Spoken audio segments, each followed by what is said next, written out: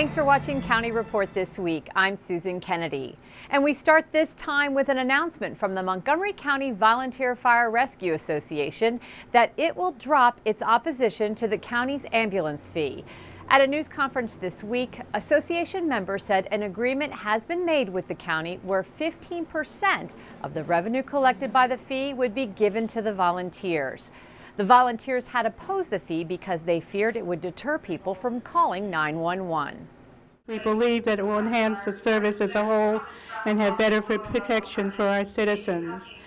We still have concerns about out-of-county residents and hope to continue to work with that and other concerns, but the improvements that were to this last bill are outstanding. And therefore, because we feel this enhancement is going to benefit not only the public, but career and volunteer personnel as well, we will not go to referendum. We've had, as you know, some challenging discussions and debates over the last few years about ambulance fee. But this was really much more than about that. It was much more about the direction and the way we evolved in the years to come. And I wanted, after the council had passed the legislation, I wanted an opportunity for us to mend the different segments that have had this great debate.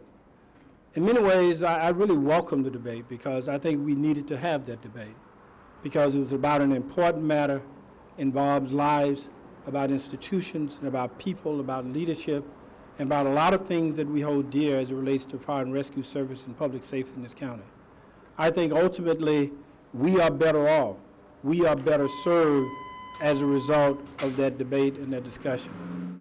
The emergency transport medical fee will go into effect January 1st, and it's expected to generate $18 million in revenue in its first year. The Gaithersburg-Germantown Chamber of Commerce hosted a public safety awards ceremony on August 10th at the fairgrounds in Montgomery County. MyMC Media's Sonia Burke reports. The Montgomery County Fair kicks off every year with the Public Safety Awards Breakfast. This annual event pays tribute to the men and women sworn to protect us. 106 police officers and firefighters were recognized for going beyond the call of duty. A lot of incidents they're going to talk about here today that are really heroic acts, acts of kindness, acts of compassion, acts of perseverance. So we're really proud of all the men and women of public safety in Montgomery County. One such example, this Montgomery County police officer who was honored with the Citation of Bravery for her keen police sense after she responded to a domestic call and discovered the suspect's spouse had been stabbed 8 times in the chest with an ice pick. Well, I remember going in there thinking, okay, even though they said to cancel the alarm, I need to go in and make sure everything's okay, and then once I figured out it wasn't, it was kind of multiple voices going off in my head about what to do and how to react. Montgomery County firefighter Anthony Veith was also honored for his bravery for rescuing a 10-year-old boy from a burning house in Rockville. The event's highest award, the Medal of Valor, went to volunteer master firefighter James Cruzan, who was off duty when he risked his own life to save a person trapped in a car fire. Volunteer firefighter Cruzan leaned into the flames on the driver's side, removed the victim, and really the victim would not have survived without his heroic actions.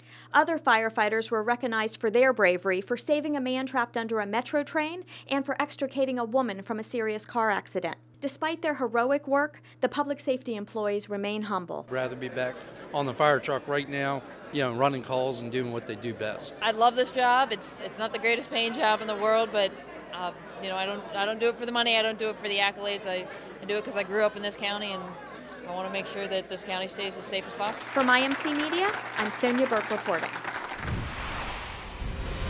The second special session for the Maryland General Assembly is over, and it ends with the approval of legislation to expand gambling in Maryland. Governor Martin O'Malley has signed legislation that will give voters a chance to decide whether to approve table games like blackjack and a casino in Prince George's County. The bill also makes adjustments to the tax rate on gambling revenues to compensate casino operators for additional competition and costs.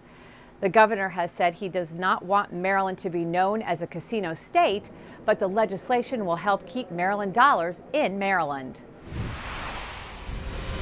A recent report from the County Council's Office of Legislative Oversight revealed there are few opportunities for students who struggle academically to participate in career and technical education programs offered by the schools. In light of this, Councilmember Valerie Ervin says she wants to work with the schools to improve access to career and tech ed classes for struggling learners. So it ruffled a few feathers over at MCPS because I think when you use terminology, it's very difficult because when you say alternative education to one person, it might not be the same to another person. So OLO came back for a second bite of the apple, and we had a really great discussion about what we think it means to have options for kids in Montgomery County, because not every child is going to go to college for many reasons. Some because that's not what they choose to do, and we need to have alternatives in our county to make sure that we are rising up to the expectation of young people. Now, these are all very good jobs we're talking about, very technical jobs, but we need to open up our minds when we think about educating the next generation of kids and where they're going to work. Ervin says there are numerous businesses throughout the county who have expressed an interest in alternative education programs.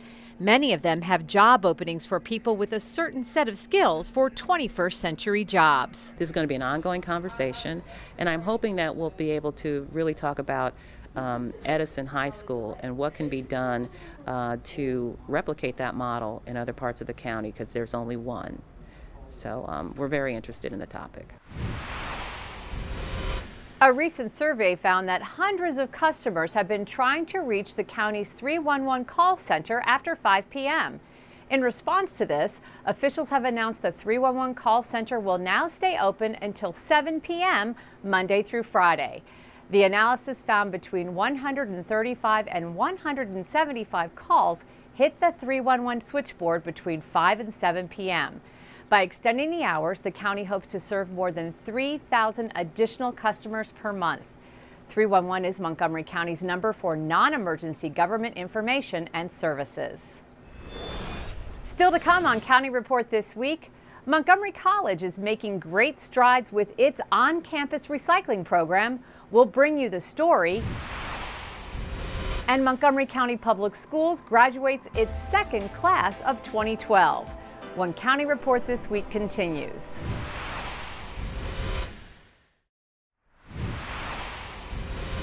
Welcome back to County Report this week. Police are investigating a series of incidents involving females on foot in the Bethesda area, and Captain Paul Starks is here to give us more details on this case. Captain, tell us what the similarities are here. Well, Susan, 3 women have reported that while on foot in the Bethesda area, a male subject has come up from behind and hugged them, and in one case touched one victim inappropriately. 2 events occurred in the area of the Grosvenor Metro Station near Grosvenor Place and Tuckerman Lane. Another event occurred at the intersections of Geranium and Landon in Bethesda. Now, are these women out late at night, and what other circumstances are involved? All 3 events have occurred between 10:20 and 11:30 p.m. The women are on foot, and in one case, a woman was jogging. In another event, one woman had earbuds in her phone and didn't realize that the subject was approaching from behind because she couldn't hear. No injuries reported, though, correct? No injuries. We are offering some tips. This is the time of year where it starts to get darker sooner. We're losing daylight. Also, if you're out walking or exercising and you want to listen to music or electronic device, just have one earbud in your ear and leave one ear open so you can hear what's going on around you. Are we taking calls if anybody has information about this case? Absolutely. Investigators from our 2nd District would love to hear from anyone with any information about these events. They can call 301-657-0112. Okay, thanks very much. Captain Paul Starks, Montgomery County Police. Montgomery College has become a role model for the community with its recycling program. While Montgomery County requires businesses to recycle 50% of their waste, the college goes way above that mark. Danielle Stesky has the details. Montgomery College has impressive numbers on its recycling program. For example, in 2011, it recycled 71.6% of the total solid waste produced on the 3 campuses. We've been very successful in that. Last year, over 1,800 tons that didn't go to the landfill. 14 years in a row, the college has been awarded the Montgomery County Excellence in Recycling Award. All these prizes are the result of a strong commitment to sustainability and the dedicated work of a large group of people. It starts with the janitors, and everyone is focused on the recycling effort. It's a team effort across the board, spearheaded by facilities across all 3 campuses. The materials required to be recycled are mixed paper, cardboard, scrap metal, yard waste, cans, glasses, and plastics. Montgomery College follows those requirements to the letter and also recycles other materials. We recycle everything from batteries to light tubes, to oils from our motor vehicles, to computer equipment, a large effort from computer equipment, from furniture, from wood pallets. Dr. Bruce McGee teaches management at Montgomery College. He says that the success of the recycling program sets the college as a leader and an example for the students. They would learn how to achieve leadership positions in progressing toward environmental standards, and that they would be able to contribute to that business in order to help the business achieve its objectives. The students are proud of the example that the college is setting for the community. I am actually very happy to hear these news. It means that Montgomery College is going up and beyond the standards that have been set for us, that we're setting the role for other students, schools around the county also, and not just for that, but for the community. For County Report this week, this is Danielle Stesky reporting. Regional summer graduation took place recently for Montgomery County Public School students. MCPS TV has that story. Ladies and gentlemen and graduates, I present to you the graduating class of 2012. More than 120 MCPS students received their diplomas at the Regional High School Summer School graduation ceremony on Thursday, August 9th at Richard Montgomery High School. Congratulations. The ceremony highlighted the hard work and perseverance of the students, 14 of whom completed their high school education in 3 years. Today is a beginning. It's the beginning of the next step in your journey, in whatever it is you choose to do starting tomorrow. Focus on your vision, not your sight. This was the message that MCPS administrators shared with the graduates, congratulating them on the start of a new journey. I feel accomplished. I feel like I made myself proud, and I feel like I made my family proud. And at the end of the day, that's all that really matters to me. It's one of the happiest days of my life. And for the parents and MCPS staff, there is no doubt that these graduates are well positioned for success. I want them to have a meaningful place in society, and I know that by the virtue of them graduating from Montgomery County, they are well on their way to that road. My hope for my son is that he live a productive life. He gets all that he wants, his heart desires. I'm so joyful that finally she made it, and I wish her all the best in her life. I know she's such a good girl, she's very bright, and she's gonna go far. And this is just a beginning of great things to come in her life. We wish those students the very best as they move beyond the halls of high school into the educational and career opportunities that await them. To top off summer in the city, Rockville will hold its annual Uncorked Wine and Music Festival on August 25th. Indulge in some of Maryland's finest wines as you enjoy musical entertainment and cooking demonstrations. Registration for wine tasting is $15 and open to those 21 and older. Admission is free for the live concerts and cooking demonstrations. Visit rockvillemaryland.gov. Up next, we'll find out how Councilmember Nancy Florine is doing 1 year after her breast cancer diagnosis, and how planners are making sure we create better communities. We'll be right back.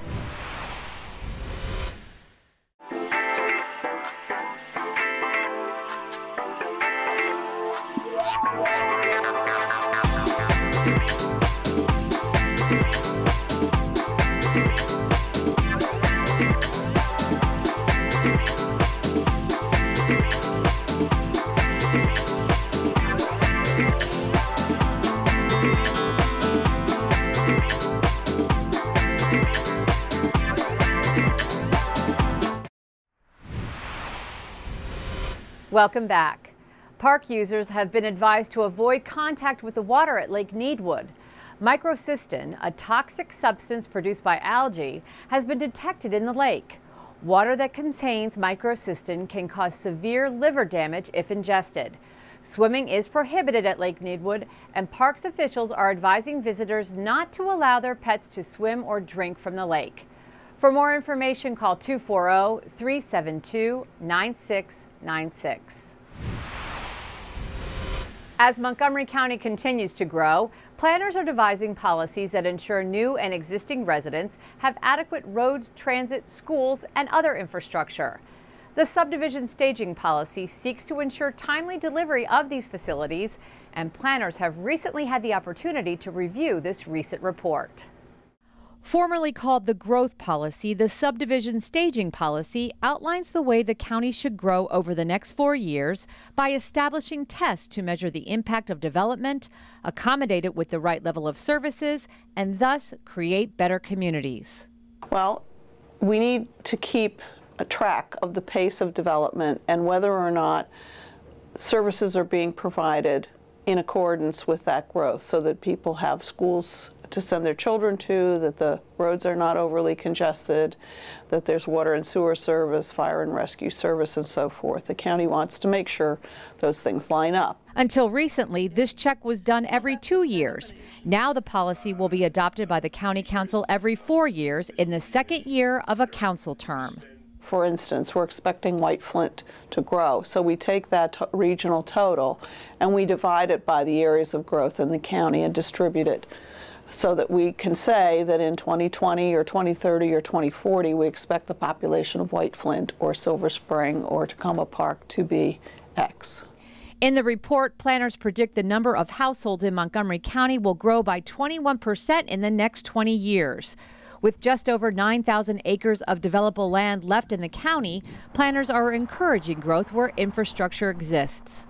Instead of parking lots and one-story shopping centers, we're now proposing to have areas of more dense walkable development, redeveloping those areas. So we're not using green fields, we're really reusing areas that have been used before, but increasing the mix of uses there, increasing the walkability, increasing the transit serviceability of an area so that more people can use transit and walk.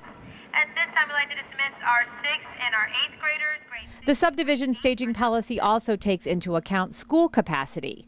The schools test determines whether proposed development in any school cluster should be subject to a school facilities payment to build new classrooms or even new schools, or a moratorium. Well, each new development that's proposed or redevelopment of an existing developed property is proposed. It has to meet the test to determine whether or not it has adequate public facilities. As each development comes through, it's measured against these tests. And if the development is causing the area to exceed those tests, it will pay an additional amount to help accomplish whatever improvements are necessary. The County Department of Transportation has been busy doing its part to protect environmentally sensitive areas. Tom Pogue explains in this week's Transportation Update. Hi, I'm Tom Pogue, Community Relations Manager for the Department of Transportation. Here's an update from Montgomery County. Highway Service's arterial road sweeping program expanded this spring from a once-a-month sweeping operation to twice a month. It covers 191 miles of roadway. Thus far, Highway has collected nearly 1,000 tons of debris, preventing these pollutants from reaching the Chesapeake Bay. Highway also conducts an annual sweeping of residential streets. Over 3,900 curb miles of roads are scheduled to be swept this season, with another 1,000 tons of debris expected to be collected. Each spring, our initial sweeping efforts focus on the routes that affect more environmentally sensitive waterways, many of which are on the eastern side of the county and part of the Anacostia watershed. This aspect of the program is supported by the Department of Environmental Protection under its stream protection efforts. The remaining routes are usually completed by July. This year, the program was suspended for about a month due to the derecho storm, but should be completed by the end of August. For more information, go to our website at montgomerycountymd.gov/mcdot. We're working to keep you moving. In May of last year, Councilmember Nancy Florine received some news that would change her life. She was diagnosed with stage 1 breast cancer, and with that diagnosis came a new approach to and outlook on life. It was a routine mammogram that set Nancy Florine's life on a new course. Stage 1 breast cancer, a lumpectomy, radiation, and regular checkups with her oncologist would be the protocol for the coming year. Today, 1 year later, she is cancer-free.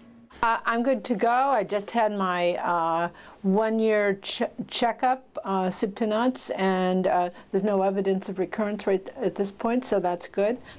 Through her own regular visits to the oncologist during her treatment, Councilmember Florine learned of an option she decided would be a smart move in preventative care for her own family members: genetic testing. So let's go on back. Okay, all right. Dr. Judy Macon was Ms. Florine's genetic counselor.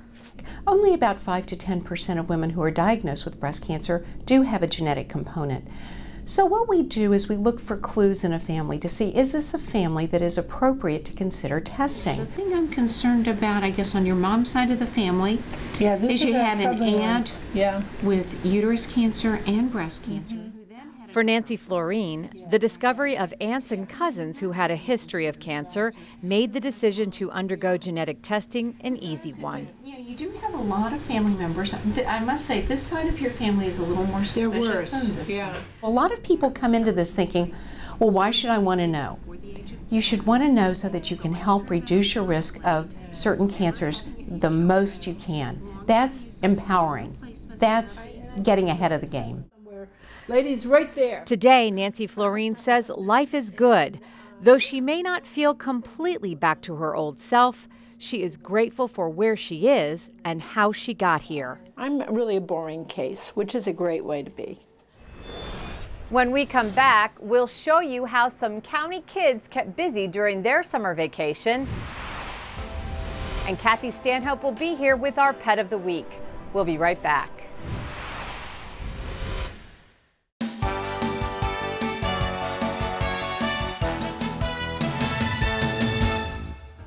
MC's On-Ramp to STEM program has been awarded a $600,000 grant by the National Science Foundation. The grant will provide 125 scholarships to biotechnology, biology, and math students. The On-Ramp program helps answer the increasing demand for employees in these areas. New MC students should plan to attend one of the new student orientation sessions scheduled in August on all 3 campuses.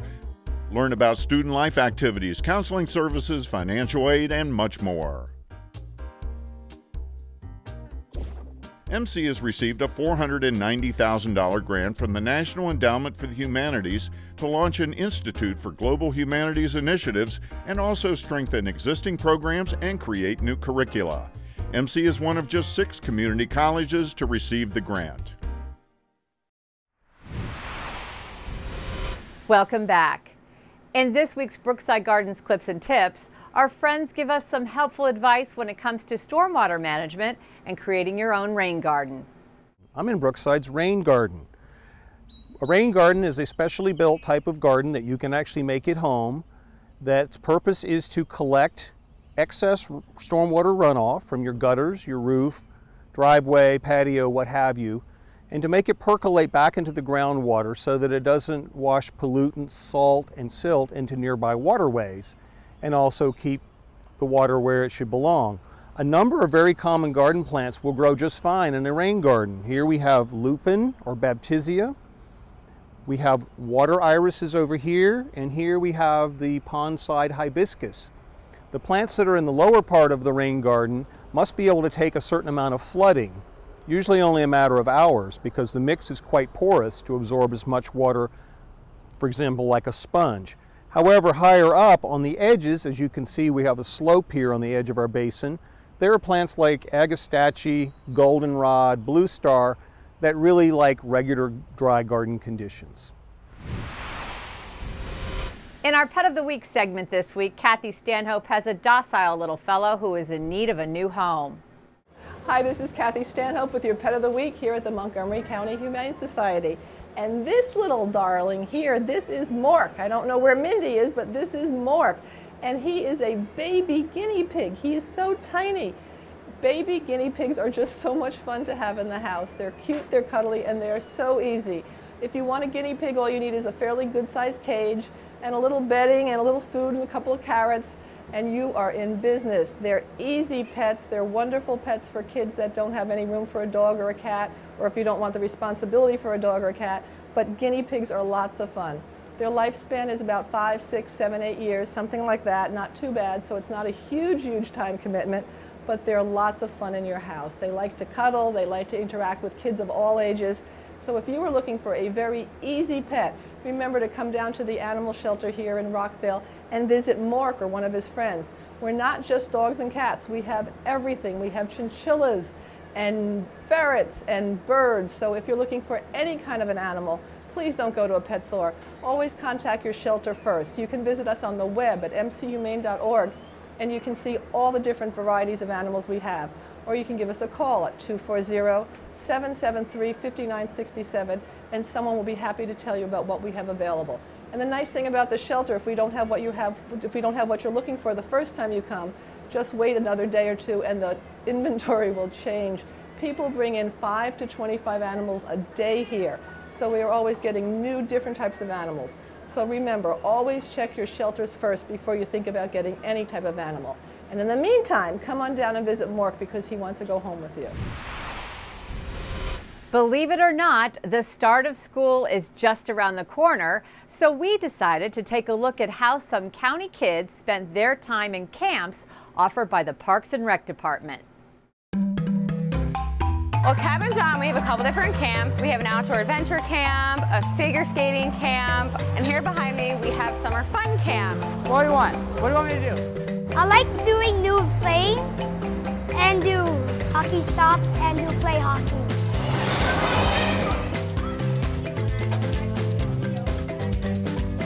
I'm with Montgomery County Recreation, Therapeutic Recreation, and I am in charge of the camp you see behind us. A lot of counties do not have therapeutic rec programs. Here we're fortunate that we do.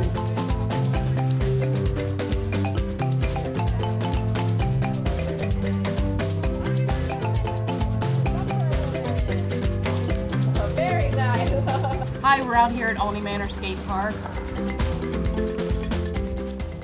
You see someone not paying attention, just yell out, watch out, snake bite. We don't want to get any boards into our ankles. All right? Hello, it's Mr. Veggie Wrap.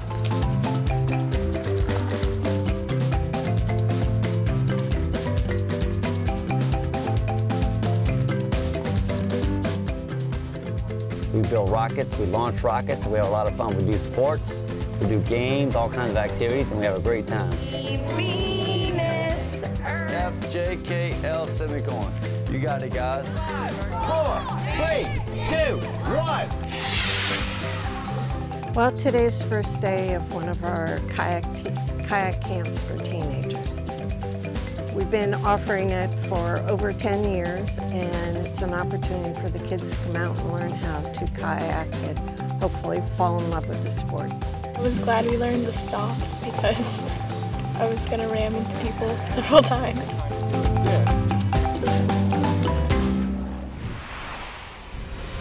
Well, that wraps up this edition of County Report this week. Be sure to tune in again next week for a look at what's going on inside Montgomery County. And if you're social networking, you can like us on Facebook. I'm Susan Kenedy. Have a great week.